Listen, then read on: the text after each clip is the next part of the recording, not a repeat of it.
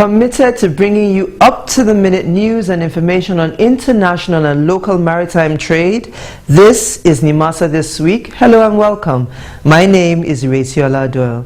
Now, the opportunities that abound within the maritime industry are only just becoming apparent to the majority of Nigerians, but without a doubt, there are tremendous investment opportunities just begging to be exploited. Today on the show, we'll be bringing you an expose on one such business opportunity relating to the maritime industry.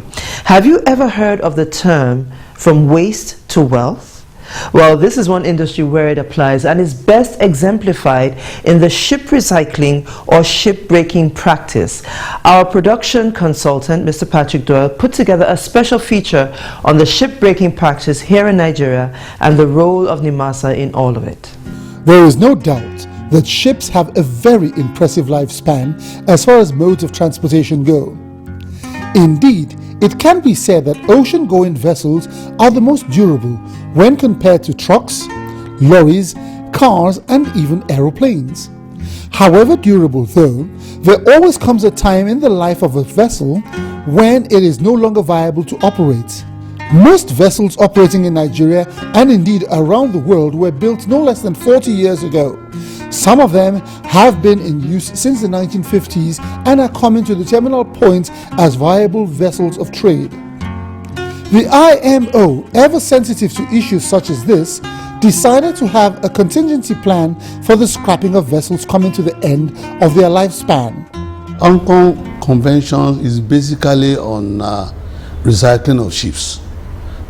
You really know that ships have a lifetime, and when they are no longer in trade, you need to recycle them.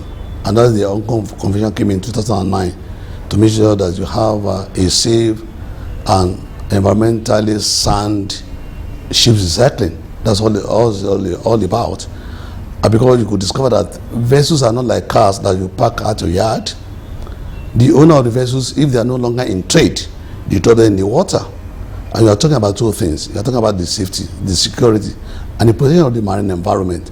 In the first instance, some of these vessels being parked in water without your knowledge, the safety administration knowledge. One, they may go aground. They become nuisance to vessels coming in. And then that you compromise the safety. Secondly, discover that these vessels can be corroded. As a result, you also compromise your environment. As a proactive maritime administration, Nimasa is already putting structures in place to ensure that Nimasa does not suffer any adverse consequences as a result of the imminent ship scrapping era that will herald the coming into effect of the Hong Kong Convention on Ship Recycling in 2015.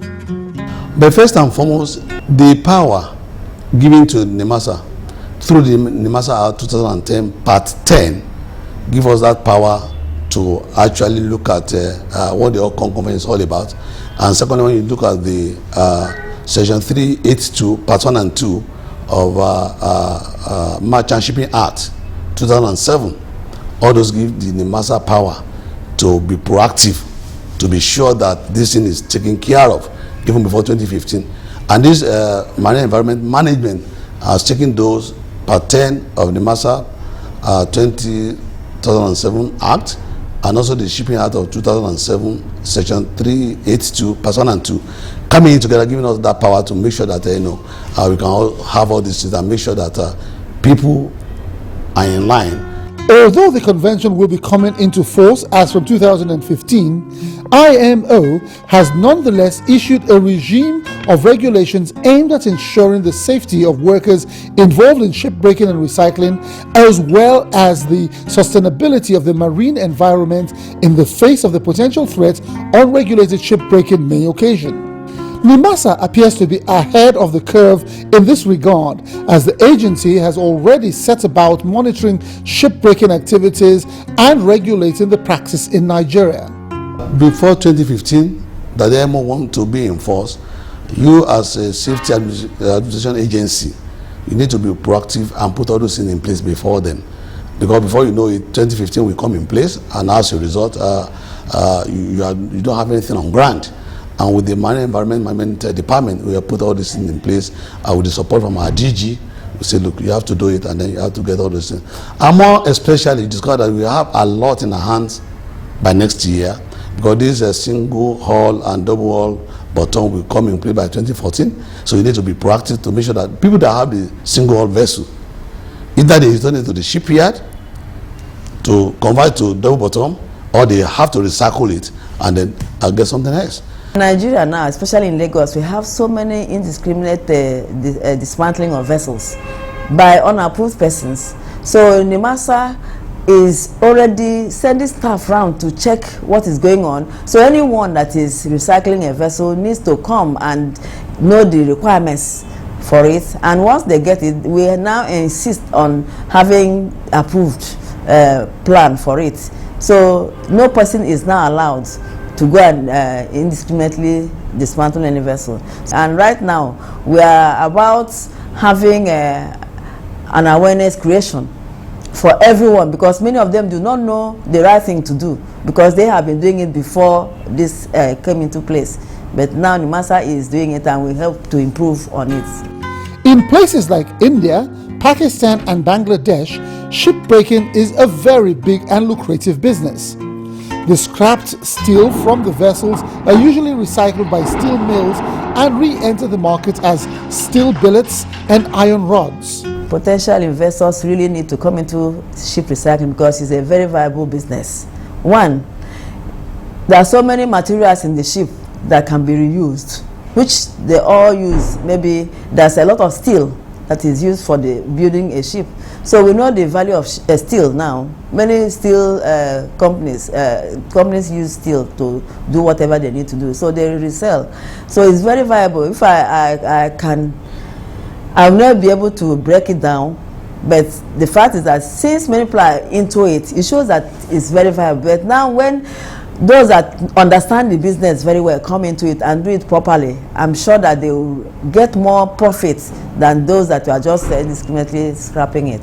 So if they do it properly, it's going to give them enough return on investment. Nigeria, as a responsible member of the IMO, is set to implement the MARPOL Convention Resolution 13 that bans the use of single-hull vessels globally. What this implies is that the preponderance of vessels operating in Nigerian waters that happen to be single-hull vessels will have to be phased out by 2015. This in itself is a once-in-a-lifetime business opportunity for persons willing to invest in shipbreaking. Put a lot of incentives for the ship recycling facilities or the ship owner. One, they can come around, talk to bank, to get a loan from them, with very, very reduced interest. And secondly, some of these things, they put them in pilots and then they sell them, because I have told you that these three R's there, you recycled, you reuse, and then you reduce the impact on the environment. There are markets for them also. When they break these vessels, they sell it. There are a lot of markets for them to sell it and then recoup their money back. Nimasa, in anticipation of this eventuality, is already making every effort to ensure that the capacity to handle the demand in shipbreaking is in place. Do we have enough facilities to handle all this gamut of ships that will come out? Yes, I think we are going to have as many, because we are in the verge of approving a lot. We have the requirements that the ship recycling facilities need to meet up. So Nimasa is now going to check on the documentations and all these requirements, whether they are in place. So many of them are already coming on. They are applying for approval. So we hope to have enough to be able to deal with those numbers. It won't be a problem. From all indications, Nigeria, through Nimasa, is poised to become the hub of shipbreaking activities in the West and Central African region.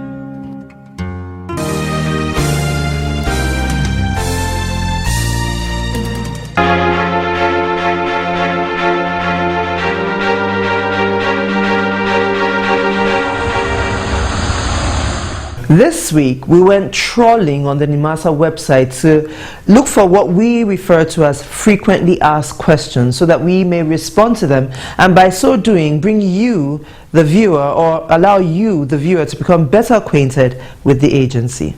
One frequently asked question to Nimasa from the public is, what is the difference between port state inspection and flag state inspection? Vincent Udoye, Head of Maritime Safety and Seafarer Standard at Nimasa, provided us with an answer. When you talk of flag state, we are referring to vessels registered under the Nigerian flag. And when you talk about port state, you are referring to vessels that call at Nigerian ports, but they may be from other countries. And so when we board those vessels from other countries that call at Nigerian waters to carry out inspections, we are carrying out what is called port state inspections. But when we go on board Nigerian flagged vessels, it now becomes a flag state inspection. Another frequently asked question pertains to the registration of ships. What does the term Nigerian flag vessel mean?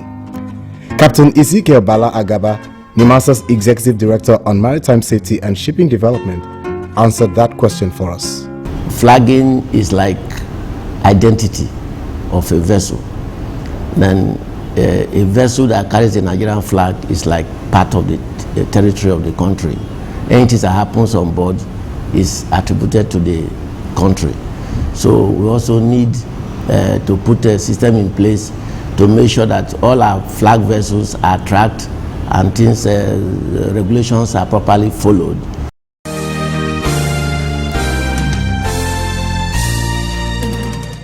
We continue on our update this week on the guideline on the implementation and governance of the International Ship and Port Facility Security ISPS Code.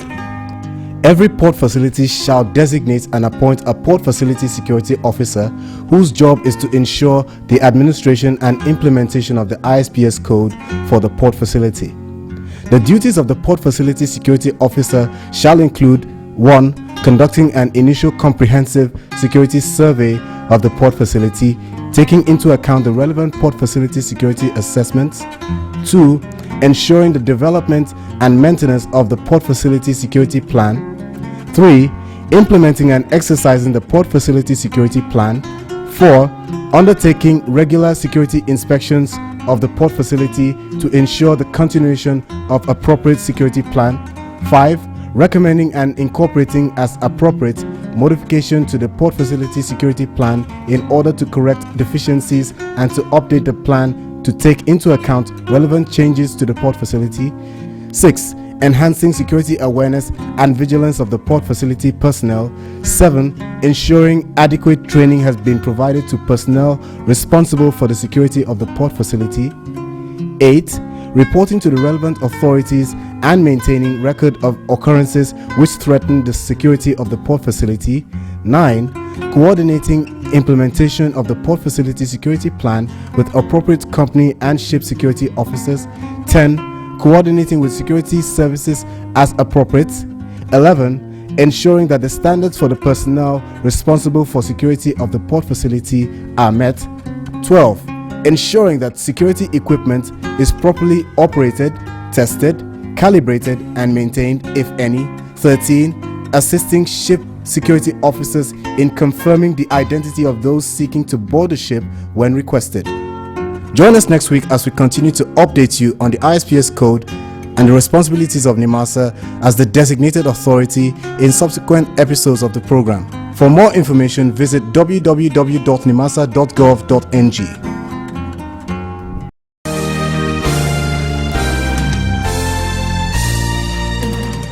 Once again, Nimasa is leading the way in keeping stakeholders within the maritime industry abreast with issues and trends relating to the industry. This time, the Maritime Labour and Capital Services Directorate of the agency organized a seminar for dock workers on dock labour and decent work agenda. Our field correspondent, Amanda Akpan, was there and presents her report. The Rockview Hotel, Park Lane, Apapa in Lagos formed the backdrop of an all-important seminar organized by Nimasa to sensitize dock workers about trends and issues germane to their welfare. The seminar's theme was titled Dock Labor, Decent Work Agenda and attracted key stakeholders such as the leadership of the Dock Labor Union, selected dock labor employers, pension fund administrators, and senior management staff of Nimasa, the maritime industry's major regulator. The seminar kicked off early in the morning with an address by the Director General of Nimasa, Mrs. Yakede Patrick Akpobulokemi, given on his behalf by Captain Bala Agaba, the Executive Director, Maritime Safety and Shipping Development. I wish to inform you that this program is a continuation of the agency's mandate to build indigenous capacity. Training and retraining of dock workers is mandatory in line with ILO's Safe Work Agenda and the International Labour Standards, thus playing a significant role in improving productivity in the nation's maritime sector. The commitment of this agency to change the usual perception of dock worker as a job for the lowly in the society and for unskilled individuals is a priority being actualized through the various programs of the agency for dock workers. It is in this light that I wish to inform you of the agency's resolve to utilize part of the funds accruing from the 0.5% individual earnings collected from dock labor employers to train dock workers. Barrister Kalisto Subi, the Executive Director of Maritime Labour and Cabotage Services, then set the tone of the seminar in his address. I wish to equally welcome you all to this very important seminar and to draw your attention to Section 27(1)(b) of the Nimasa Act 2007, which mandates the agency to conduct trainings for dock workers. This seminar is our attempt to respond to current issues in dock labor operations, and the presentations are tailor-made in that direction. The rising incidences of industrial accidents occurring during discharge operations has made a discourse on occupational safety health imperative. In addition, the prevalence of non-compliance with the new pensions reform necessitates a thorough education on the subject with a view to highlighting its numerous merits. The seminar was intended to address three broad areas of interest to dock workers, namely the Pension Reform Act and Contributory Pension Scheme, occupational safety and health in dock work, as well as the Decent Work Agenda of the International Labour Organization, ILO. Each subject was treated by an experienced facilitator. The Pension Reform Act and Contributory Pension Scheme was presented by Dr. Babatunde Alayode, the head of resource policy at the National Pensions Commission, PENCOM. His paper touched on various aspects of the Pension Reform Act of 2004. You will agree with me that the pension scheme, especially in the public sector, prior to June 2004, was the defined benefit scheme. The defined benefit scheme was largely based on promises that at retirement, I am going to pay pension and gratuity as your employer. The administration of pension under the defined benefit scheme was weak and quite inefficient, and this led to protracted delays in processing and payment of retirement benefits. In addition, the retirement payment process was less transparent and quite cumbersome, as it required about 14 documents before a pension claim can be made. As to be expected, his presentation elicited a barrage of responses, questions and comments from participants. A representative of one of the pension fund administrators felt the need to further articulate the role of PFAs in the new contributory pension scheme. He also commended Nimasa for its proactive approach to the scheme. The contributory pension scheme, as enumerated by Mr. Lyonde, is for every worker in Nigeria. It is not for full-time workers or any particular, for every worker, be it full-time, contract, whatever name it is called. So we want to implore the employers in this sector that as you engage these persons, you also think of their tomorrow. And the best way to think of their tomorrow is to be sure that you put in the contributory pension scheme as part of your packages for them. It doesn't matter if you have a worker for 6 months, or 1 year, or 2 years. As they move from employer to employer, the new employer will always continue with the trend. I also want to use this opportunity to commend the management of Nimasa. when it comes to contribution remittances, they have been very, very compliant. Please, can we have a round of applause? After a short tea break, the seminar continued with the chairman of the Nigerian Ports Consultative Council, Otumba Kunle Folari, who delivered the next paper, which he titled Decent Work, Safe Work Strategic Issues. His presentation touched on the relevant International Labour Organization conventions that relate to dock labor as well as the legal regimes relative to dock labor. So what are we talking about? When we talk about decent work, we are also talking about safe work. Therefore, when we are going to discuss the agenda of decent work, we must also be thinking of safe work. Because a work cannot be decent if it's not safe.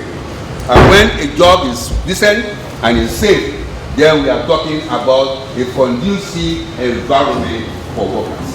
A participant at the seminar, who happens to be a barrister, Barrister O.E. Nwagbara, gave some more insights into the legal framework governing the ILO's Decent Work Agenda. Decent Work Agenda of the ILO was first propounded by Joan Somari, the immediate past Director General of ILO. And he summed it this way. It means, the whole of the agenda means that there must be productive work.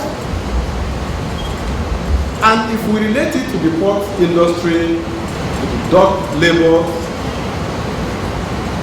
then we are saying that there must be productive work for the dock labor who is available to do the work. The work must produce living wages. The final paper of the seminar on occupational safety and health in dock work was presented by Dr. O.C. Nathaniel. His presentations, among other issues, dealt with the role of employers in safety and health in dock work, as well as the ILO Code of Practice on safety and health in dock work. From the study of ILO, this job we're doing is rated as one that has high accident rates. And if you see the incessant nature of accidents while operations are going on in various ports, that supports the fact that MPA is right. Increased use of non-permanent workers. Yeah, this is even applicable to us. But I have a good news for you. The dock worker is not a casual worker. The casual nature is the casualizing each chain gradually. By the time you are in operation, you are no longer a casual person. The registration which Nimasa has given you is a license, a monopoly that this job belongs to you. That is why it will be difficult for the client to come and say, leave the job and go. If Nimasa is standing there, you don't have the right. If you also will disengage any dock worker, you have to come and give reasons why you want to do so. That is protection. At the end of the seminar, we sought out the newly appointed Director of Maritime Labour at Nimasa, Mrs. Juliana Gunwa, to give us the underlying reasons for the seminar's organization. Most of the stakeholders here today are very proud of Nimasa. They are very pleased with Nimasa to have put up this seminar. It has enlightened people. It was quite informative. Quite a number of them who didn't know their rights, because we were told that even some of the dock laborers don't want the money remitted from their salaries. But now I'm sure they are getting to know the reason why they have to keep some aside for the rainy day, especially when they are old and they need to have something to fall back on. And I believe that has led us to organizing today's seminar on dock labor decent work agenda. Just for us to be ensured that they have a decent environment, decent standard where they work, and that their employers are aware that they need to be taken care of.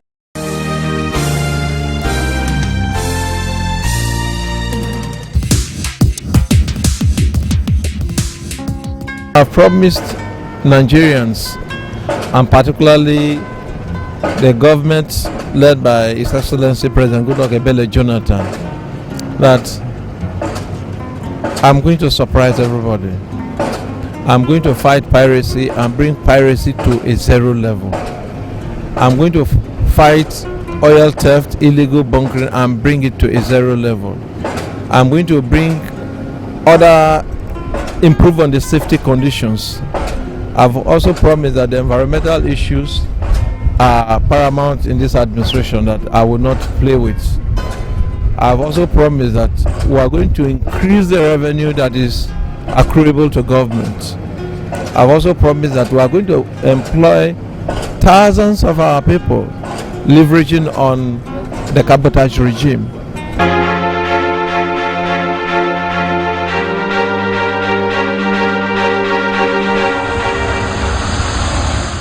Now, that is our show for this week. As always, we hope we kept you educated and informed. Now, please don't forget, Nimasa This Week is an interactive show. We want to respond to your questions, your comments, and even your criticisms.